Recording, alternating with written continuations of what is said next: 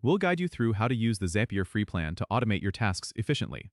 If you find this helpful, consider subscribing and liking the video. First, go to Zapier.com on your desktop and sign up for a free account, or log in if you already have one.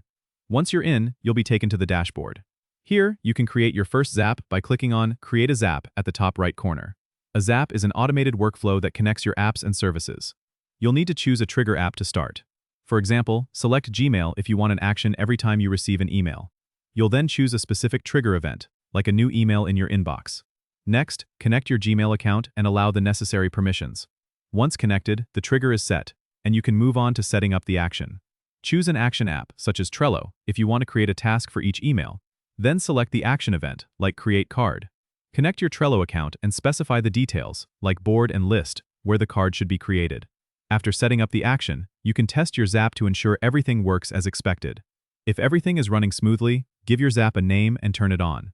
With the free plan, you can create up to 5 Zaps, and they run every 15 minutes, which is perfect for basic automation needs. Remember to check the task history to see if your Zaps are running correctly. You can adjust or turn off Zaps anytime by going to your dashboard. Enjoy automating your tasks with Zapier and make your workflow more efficient. Don't forget to subscribe and comment if this helped you out.